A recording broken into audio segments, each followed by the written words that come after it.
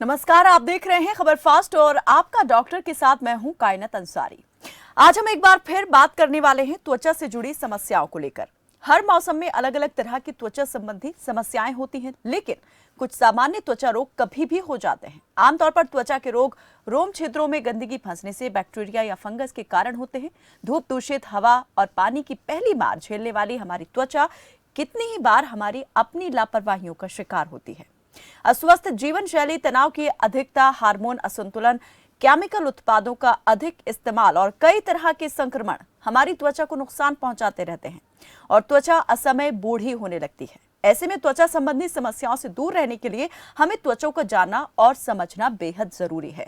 शरीर में सूजन और दर्द का सबसे पहला लक्षण त्वचा पर ही दिखता है। आमतौर पर त्वचा की समस्याओं को हम शरीर की अंदरूनी समस्याओं से जोड़कर नहीं देखते हैं। त्वचा पर रैशेस पड़ना रूमेटाइड आर्थराइटिस का एक प्रमुख लक्षण माना जाता है। कुछ विटामिन की कमी के कारण भी त्वचा संबंधी समस्याएं उत्पन्न होती हैं। तो आज आपका डॉक्टर में हम जानेंगे त्वचा विकार के लक्षण, कारण और निदान।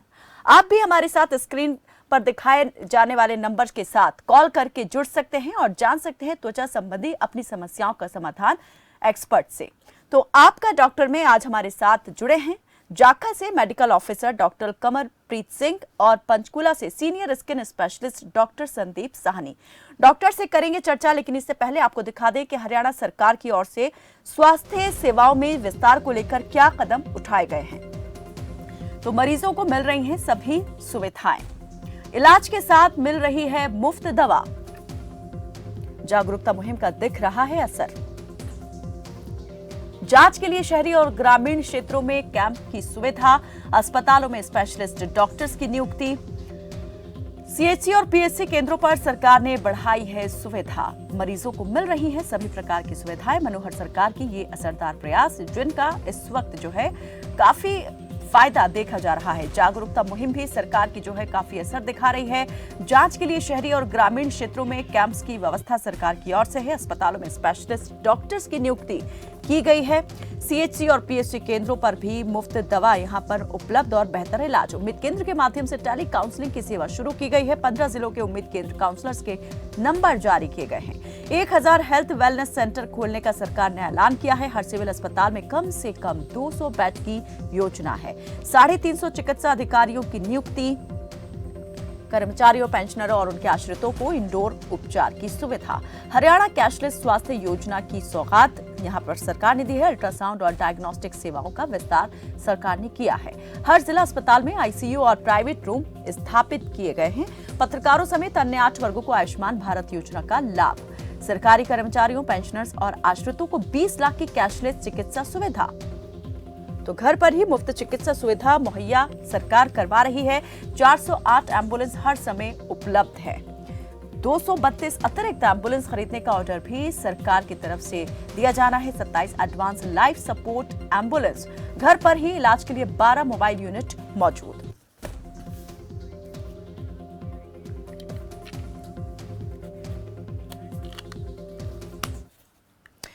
तो हमारे साथ यहाँ पर आपके सवालों का जवाब देने के लिए और स्किन संबंधी रोगों, उनके लक्षणों के बारे में बात करने के लिए पंचकुला से senior skin specialist doctor Sandeep Sahni हमारे साथ जुड़ गए हैं। डॉक्टर साहब, बहुत स्वागत है आपका हमारे साथ इस कार्यक्रम में जुड़ने के लिए।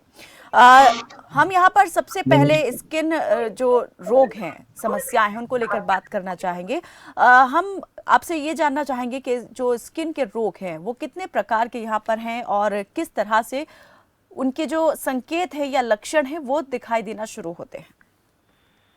स्किन के रोग कई प्रकार के हैं। कई रोग हैं जो मौसम के हिसाब से आते हैं। कई रोग हैं जो कि आपकी उम्र के हिसाब से आते हैं और कई रोग हैं जो आपका जो भी आप यूज करते हो, यूटिलाइज करते हो, उसके हिसाब से भी आते हैं। तो इस तरह कई तरह से हम इसको क्लासिफाई कर सकते हैं। स्किन के रोगों को कई तरह से आप बांट सकते हैं इनको ना। तो जो स्किन के लोगों के लक्षण हैं वो हरेक रोग के हिसाब से अलग अलग लक्षण आते हैं। किस जगह पे रोग आ रहा है, जैसे फेस पे अलग तरह के लक्षण होंगे, बॉडी पे अलग तरह के होंगे। जैसे कि कोई रैश होएगा, खुजली होएगी, दाने होंगे, पेन हो सकता है, दर्द हो सकता है वहां पे। तो कई तरह के लक्षण है इसके। जलन हो सकती है, उसमें मवाद पड़ सकती है, डेंड्रफ हो सकती है, फफूंदी वगैरह हो सकती है, तो गोल चक्कर, धारियां पड़ सकती हैं, धप्पड़ और छपाकी हो सकती है। तो इस तरह कई तरह के उसके लक्षण हैं। रोग के हिसाब से विभिन्न लक्षण हैं और एज के हिसाब से, बीमारी के हिसाब से अलग अलग लक्षण हैं बीमारियों के। जैसे डॉक्टर साहब आपने बताया कि त्वचा के अलग अलग अलग हिस्सों पर अगर कोई चीज़ यहाँ पर या कोई रोग दिखाई देता है, किसी प्रकार का इन्फेक्शन दिखाई देता है, तो उसके अलग अलग कारण हो सकते हैं। चेहरे पर जो यहाँ दाने दिखाई देते हैं या चकत्ते, लाल लाल चकत्ते अगर पड़ना शुरू हो जाते हैं, तो उसे क्या कहेंगे? ये ऐसा क्यों होता है? मेडिकल टर्म में इस रोग को जैसे हम क्या कहेंगे? चेहरे पर दाने मोस्ट कॉमनली तो एक्ने से होते हैं, पिंपल से होते हैं। जो दाने होते हैं ना, एक्ने जिसको हम बोलते हैं, उससे होते हैं दाने। तो अगर चेहरे पे चकत्थे पड़ते हैं तो वो फंगस के कारण भी हो सकते हैं, एलर्जी से, धूप की एलर्जी से भी हो सकते हैं वो चकत्थे। तो अलग अलग बीमारी के अलग अलग लक्षण हैं। फेस पे अगर हम लेके चल रहे हैं तो पिंपल में दाने होंगे, एलर्जी में वहां पे चकत्थे पड़ेंगे। तो अलग अलग बीमारी के अलग अलग लक्षण हैं। डॉक्टर साहब, एक दर्शक हमारे साथ जुड़े हैं, रोहतक से जितेंद्र जुड़े हैं। जितेंद्र, स्वागत है आपका, पूछें क्या सवाल है? हाँ जी डॉक्टर साहब नमस्कार। मेरा सवाल ये है सर, मेरी ड्राई स्किन है, मुझे किस तरीके का प्रोडक्ट यूज करने चाहिए सर? अगर आपका ड्राई स्किन है तो एक तो आपको ज्यादा हार्श क्लींजर नहीं यूज करना चाहिए। ज्यादा ना सॉफ्ट, जैसे कि जैसे कोई सोप या क्लींजर जिसमें कोई ग्लिसरीन या क्रीम वगैरह हो, तो वो आपके लिए सुटेबल होएगा। आपको ज्यादा गर्म पानी नहीं यूज करना चाहिए फेस वॉश के लिए, उससे ड्राइनेस होती है ज्यादा गर्म पानी से। आपको ज्यादा बार बार मुंह नहीं धोना चाहिए, जितनी बार आप मुंह धोते जाओगे तो उससे ड्राइनेस बढ़ेगी। और आपको कोई भी मॉइस्चराइजर, मुंह को ज्यादा रगड़ के नहीं पहुंचना चाहिए, हल्का सा पहुंच के थोड़ा सा मॉइस्ट, ऊपर से कोई मॉइस्चराइजर यूज करना चाहिए आपको। जितेंद्र, बहुत शुक्रिया हमारे साथ कार्यक्रम में जुड़ने के लिए। डॉक्टर साहब, जैसा कि इन्होंने भी पूछा कि इनकी स्किन ड्राई है तो किस प्रकार से इन्हें सावधानी रखनी चाहिए और किस प्रकार के जो प्रोडक्ट्स हैं वो इस्तेमाल करने चाहिए। ऐसे ही मैं भी यहाँ पर आपसे ये सवाल पूछना चाहती हूँ कि ऑयली स्किन होती है, किसी की ड्राई स्किन होती है, तो क्या स्किन टाइप के हिसाब से भी जो समस्याएं हैं वो यहाँ पर उभर के सामने आती हैं? हाँ जी, हाँ जी।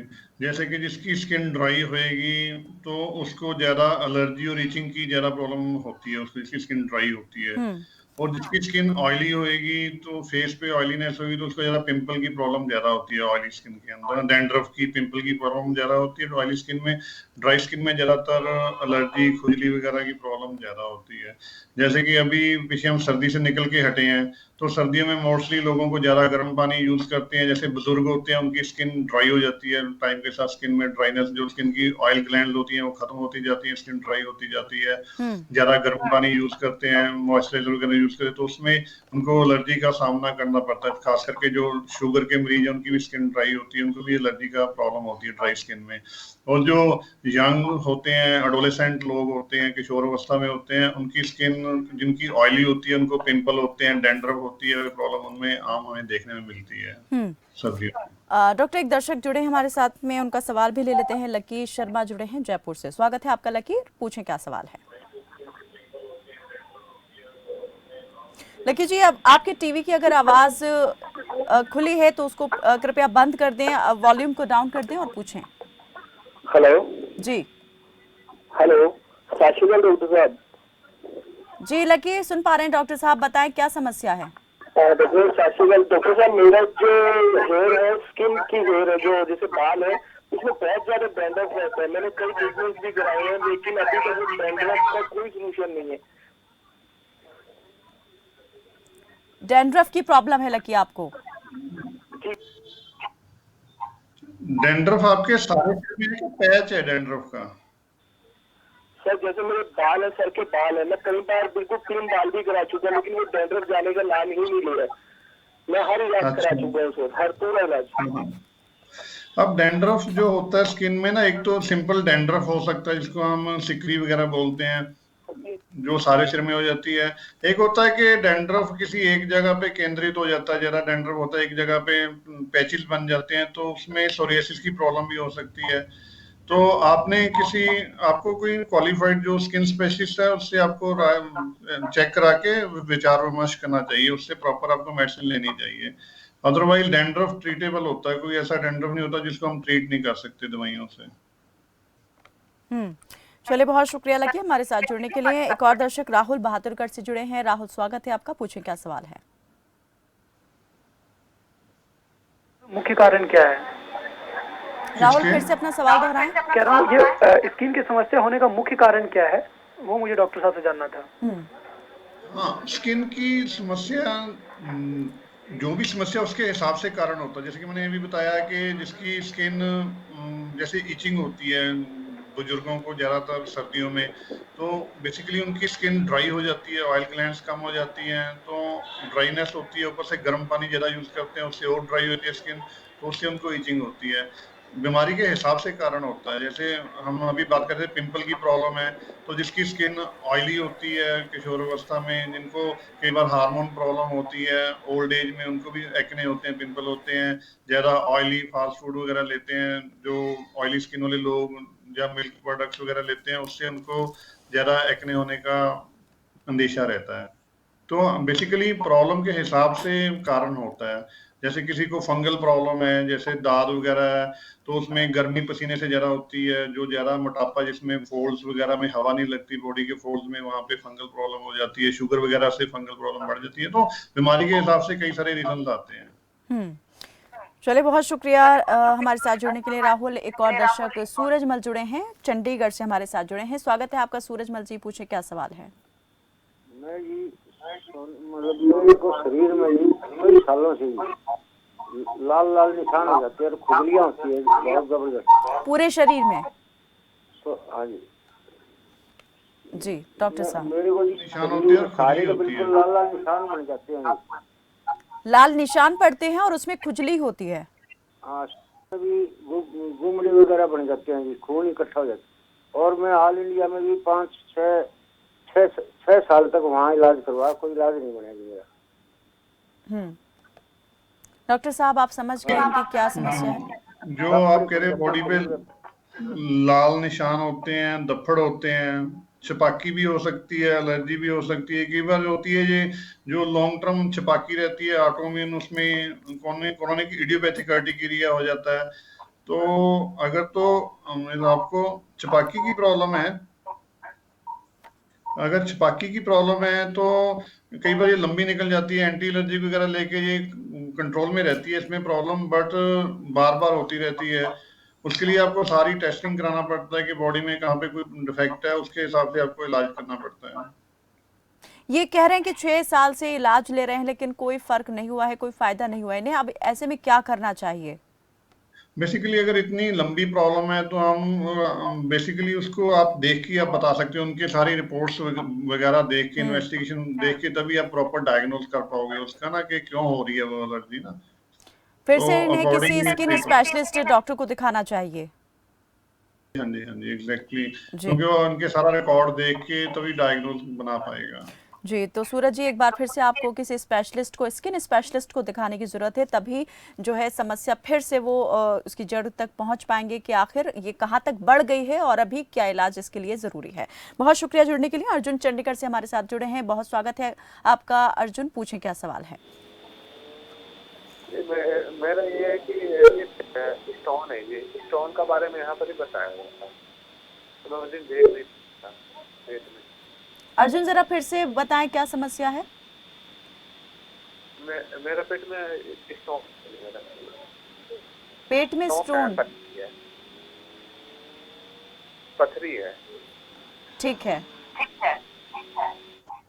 क्या उसकी वजह से कोई स्किन प्रॉब्लम हो रही है आपको?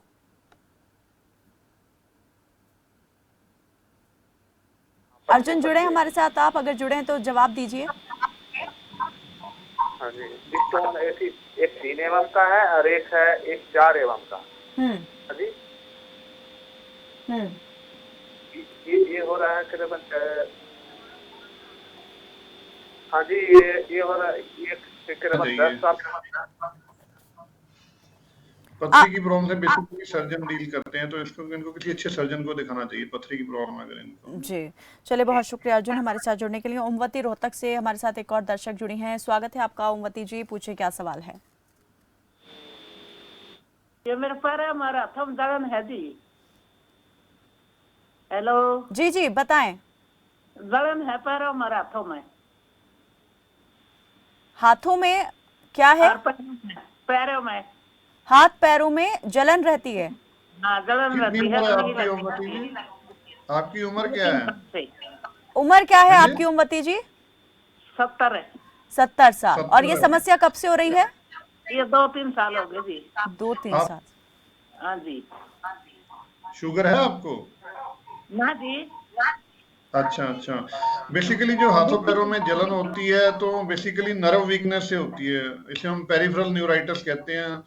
एज के साथ जो बॉडी की नर्व्स हैं वो वीक होती जाती हैं, तो उससे हाथों पैरों में जलन, ये आम ही बात है बड़ी। तो इसके लिए इनको कोई भी डॉक्टर को दिखाना जो उसकी नर्व को ताकत देने की दवाई देगा, B12 वगैरह वो देगा, विटामिन B12, मिकोबालामिन वगैरह, उससे इसको काफी, और दूसरी दवाइयां देगा जलन के लिए, जिससे इनको काफी हद तक बेनिफिट हो सकता है। तो अभी इन्हें किस डॉक्टर को दिखाने की जरूरत है डॉक्टर? स्किन स्पेशलिस्ट को भी दिखा सकते हैं, किसी न्यूरोलॉजिस्ट को भी दिखा, जनरल मेडिसिन किसी को भी दिखा सकते हैं, ये कॉमन प्रॉब्लम है। जी, पैरों में ओमवती जी, जो आप समझ गई कि आपको किन डॉक्टर के पास जाना है और वहां पर उन्हें बताना है कि क्या समस्या आपको हो रही है। वो जरूर आपको बेहतर समाधान यहाँ पर जरूर देंगे। बहुत शुक्रिया हमारे साथ जुड़ने के लिए। एक और दर्शक नरेश जुड़े हैं जींद से। नरेश, स्वागत है आपका, पूछें क्या सवाल है। हाँ जी, नमस्कार जी। जी ये जी उंगली के बारे में मैं पूछना था जी। मैंने क्या पूछना चाहते हैं? उंगली मुड़ जाती है जी मेरी। उंगली मुरझाती है। हाँ जी।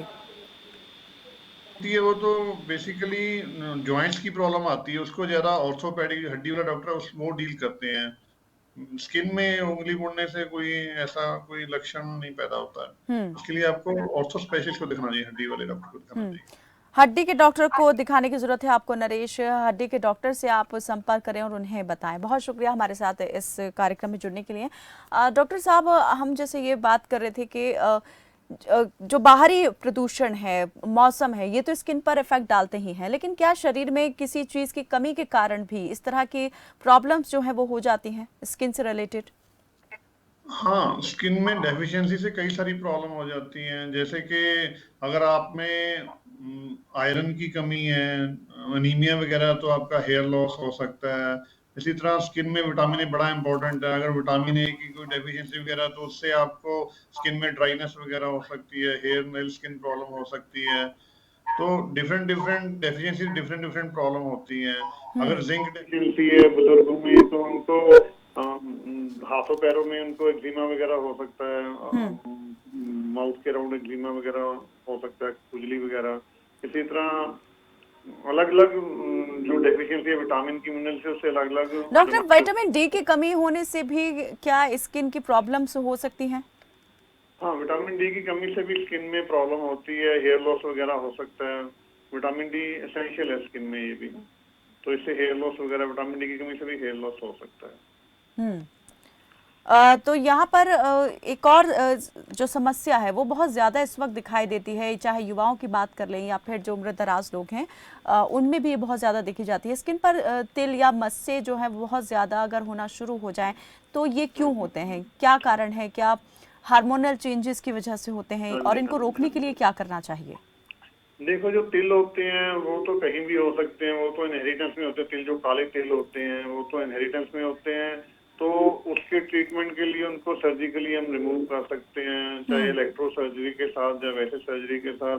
जो मस्से होते हैं, जैसे गर्दन पे हो गए या आर्म पिट्स में मस्से होते हैं, कांचों में मस्से होते हैं, वो ज्यादातर मोटापे के साथ होते हैं लोगों में, जिसमें इंसुलिन रेजिस्टेंस हो जाती है। बेसिकली वेट बढ़ जाता है जिनका, बॉडी में इंसुलिन काम करना शुरू कर देती है, उसके साथ उनको फिर ये मस्से वगैरह की प्रॉब्लम आम देखने वाले, इनको भी हम सर्जिकली रिमूव कर सकते हैं, radio frequency, electro surgery, laser वगैरह से इसको रिमूव किया जा सकता है। जी कुछ दर्शक हमारे साथ और जुड़ गए हैं डॉक्टर साहब, इनसे भी हम पूछ लेते हैं कि इनके क्या सवाल हैं। रमेश जुड़े हैं भिवानी से और यमुनानगर से राजन जुड़े हैं। रमेश, स्वागत है आपका, पूछें क्या सवाल है। उम्र है 53 साल। मेरी छाती से ऊपर हल्के हल्के लाल रंग के तिल मुंह हैं, और मेरे फादर के भी है उम्र के, जैसे उनके उम्र जैसे उम्र उनकी बढ़ती, उनको भी ऐसे ही है। ये मतलब उसके पारिवारिक अनुसार है, या जैसे हमें 3 भाई हैं, उन 2 भाइयों के नहीं है, मेरे फादर के हैं और मेरे हैं। छोटे छोटे मुझ से निकल रहे हैं, ये छाती से ऊपर ऊपर है, नीचे नहीं है। लाल ये रंग लाल की। रंग के लाल जो रंग छोटे के- लाल रंग के मस्से हैं, ये आपके ठीक बता रहे हैं कि आपकी इनहेरिटेंस में आ रहे हैं। इनका कोई सिर्फ कॉस्मेटिक प्रॉब्लम है, इनका कोई ज्यादा सिग्निफिकेंस नहीं। इनको हम इलेक्ट्रो सर्जिकली रेडियो फ्रिक्वेंसी से या कॉटरी वगैरह से लेजर से इनको रिमूव किया जा सकता है। ये सिर्फ कॉस्मेटिक प्रॉब्लम है, इसमें आपको ज्यादा कोई चिंता का विषय नहीं है। जी चलिए, बहुत शुक्रिया रमेश जी। कॉस्मेटिक जो सर्जरी है उसके ज़रिए आप इनसे छुटकारा जो है वो पा सकते हैं। बहुत शुक्रिया जुड़ने के लिए। राजन, एक और दर्शक यमुनानगर से स्वागत है आपका, पूछें सवाल। डॉक्टर साहब नमस्कार। नमस्कार। डॉक्टर साहब, जब भी सीजन चेंज होता है ना, हाँ जी, तो मेरे ना जैसे पर्टिकुलरली जो सबसे छोटी उंगली होती है दोनों हाथों की, उन जहाँ से वो स्टार्ट होती है उन पे दोनों जगह पे ईचिंग शुरू हो जाती है, और ऐसे ही बिल्कुल नेक के बैक साइड में, और उसमें से कई बार हल्की हल्की ना पपड़ी भी उतरती है। ओके। और जब मैं ठंडी चीजें यूज करता हूँ, जैसे दही लस्सी ऐसा सामान में यूज करता हूँ, तो ये प्रॉब्लम खत्म हो जाती है जी। और बगैर मेडिसिन के। अच्छा, इसमें ईचिंग होती है रात के समय, दिन में कुछ नहीं होता। जी जी। तो इसका डॉक्टर साहब मैंने ट्रीटमेंट भी करवाया है, काफी होम्योपैथिक की दवाई भी ली है, एलोपैथिक भी ली है जी। और राइट नाउ भी जैसे सीजन चेंज हो रहा है ना अब, हाँ जी, हाँ जी। अब मेरी एक उंगली पे होना स्टार्ट हुआ है लेफ्ट साइड पे, ऐसे ही जी। धीरे धीरे राइट साइड पे होना शुरू होगा, फिर नेक जी। पे होगा। अच्छा, दही लस्सी ऐसा सामान मैं यूज करूंगा तो ये खत्म हो जाएगा। इसका कोई जी। परमानेंट इलाज भी है या फॉर एवर ही है ये?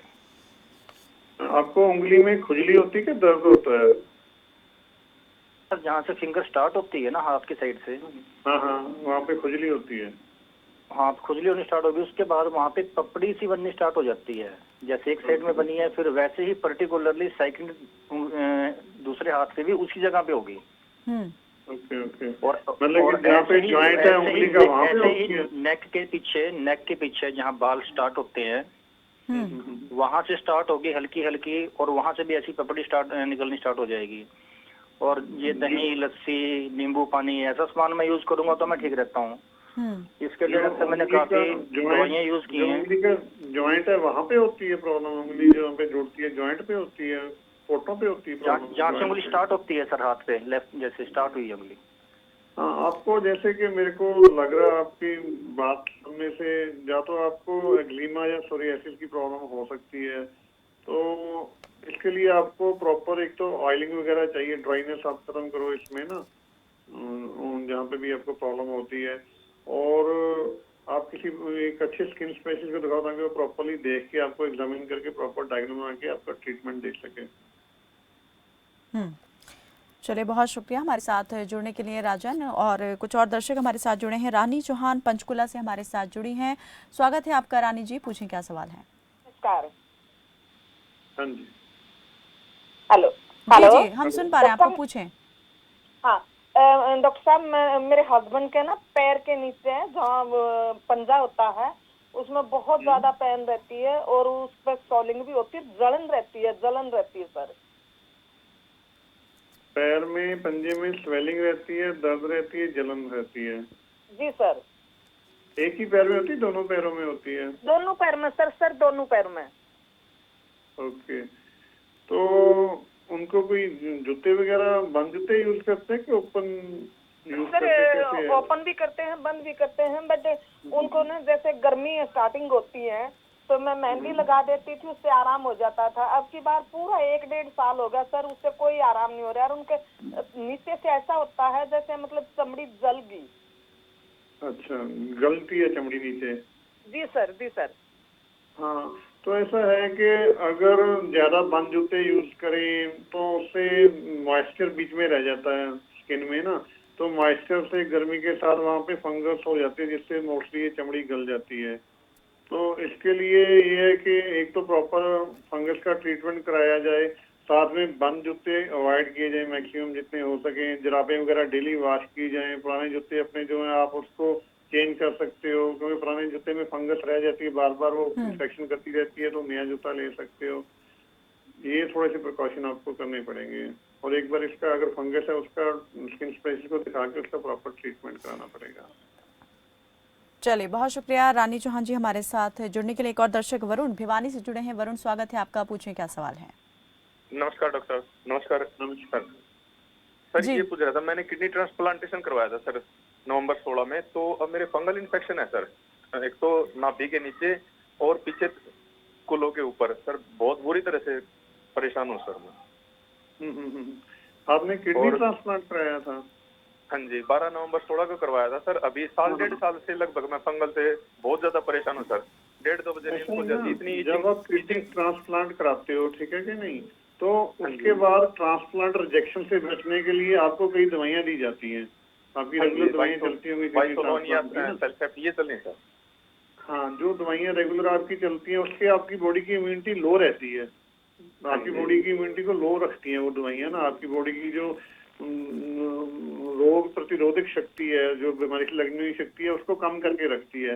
जब आपकी बॉडी की इम्यूनिटी लो होती है, फिर आपको फंगल प्रॉब्लम होती है। फंगस तभी अटैक करती है जब आपकी इम्यूनिटी लो हो। तो इसलिए जब आपकी बॉडी उससे नहीं लड़ पाती फंगस से, क्योंकि आपकी इम्यूनिटी दवाइयों के साथ लो हो रही है, तो उसमें आपको बार बार ऐसे में डॉक्टर साहब ये कैसे इस फंगल इन्फेक्शन से जो है वो छुटकारा पा सकते हैं, राहत कैसे मिले? इसके लिए एक तो एंटी फंगल मेडिसिन, इनको किसी प्रॉपर स्किन स्पेशलिस्ट को लेके एंटी फंगल मेडिसिन स्टार्ट करनी पड़ेगी। और फंगस से बचने के लिए अगेन, जैसे मैंने पहले भी बताया कि इसको गर्म सूखा ठंडा सूखा रखना चमड़ी को ना। गर्मी पसीने से बचो, ज्यादा टाइट कपड़े जीन वगैरह डालने से बचो, ताकि खुले सूती कपड़े में हवा लगे, पसीना ना इकट्ठा होए। कपड़े अपने डेली गर्म पानी में धो, उल्टे करके धूप में सुखाओ, उल्टे करके प्रेस करके डालो, ताकि फंगस बार बार इन्फेक्शन ना हो आपको ना, और प्रॉपर आप ट्रीटमेंट लो इसका। चलिए, शुक्रिया हमारे साथ जुड़ने के लिए वरुण। एक और दर्शक प्रदीप भिवानी से जुड़े हैं। स्वागत है आपका प्रदीप, पूछें सवाल। चलिए, लगता है हमारा संपर्क जो है टूट गया है। डॉक्टर साहब, मैं जल्दी से यहाँ पर चाहूँगी आप एक सलाह जो है, एक सुझाव हमारे दर्शकों को दें कि अगर किसी भी प्रकार के स्किन प्रॉब्लम से वो जूझ रहे हैं तो खान पान का किस प्रकार से ध्यान रखें, क्या खाएं क्या ना खाएं, और जो एक सबसे अहम चीज़, अगर हम फेस को वॉश करते हैं तो उसके लिए किस तरह के साबुन का यूज़ करें या फेस वॉश का इस्तेमाल करें? बेसिकली खान पान में है कि जिसको बीमारी के हिसाब से खान पान हम अवॉइड करते हैं। एक तो है कि green vegetable and fresh fruit, वो तो हमेशा लाभदायक है स्किन में। उनमें मैक्सिमम विटामिन मिनरल होते हैं, तो हमेशा वो बेनिफिशियल है। मैक्सिमम पानी का यूटिलाइजेशन करें, हाइड्रेशन रखें मैक्सिमम, और अल्कोहल और धूम्रपान से बचें। शराब और धूम्रपान से, क्योंकि उसका बैड इफेक्ट आता है। मोस्टली जितनी भी स्किन प्रॉब्लम है उसमें वो बैड इफेक्ट देती हैं। और फेस वॉश की अगर बात करें हम, तो फेस वॉश अगेन कि जिसकी स्किन ऑयली है तो उसको दिन में 2-3 बार फेस वॉश करना चाहिए। और जिसकी स्किन ड्राई है उसको ज्यादा गर्म पानी नहीं यूज करना चाहिए फेस के ऊपर। और उसको जो moisturising soap and light soap है, जैसे कि क्रीम वाले, मिल्क क्रीम या ग्लिसरीन वाले जो सोप है, उनको यूज करना चाहिए, क्रीम या ग्लिसरीन वाले। और मॉइस्चराइजर फेस पे यूज करना चाहिए उनको। जी, चलिए, बहुत बहुत शुक्रिया डॉक्टर साहब हमारे साथ जुड़ने के लिए। डॉक्टर संदीप साहनी को अभी आप जो है वो देख पा रहे थे, उन्होंने अपनी कई जो है यहाँ पर राय थे, सुझाव थे, वो यहाँ पर हमारे दर्शकों को दिए हैं। उम्मीद करते हैं जो दर्शक आज हमारे साथ इस कार्यक्रम में जुड़े, जो भी समस्या लेकर वो जुड़े, उन सभी समस्याओं का समाधान जो है उनके जवाब से उन्हें मिल गया होगा। फिलहाल के लिए मेरे साथ बस इतना ही। आप देखते रहें खबर फास्ट। नमस्कार।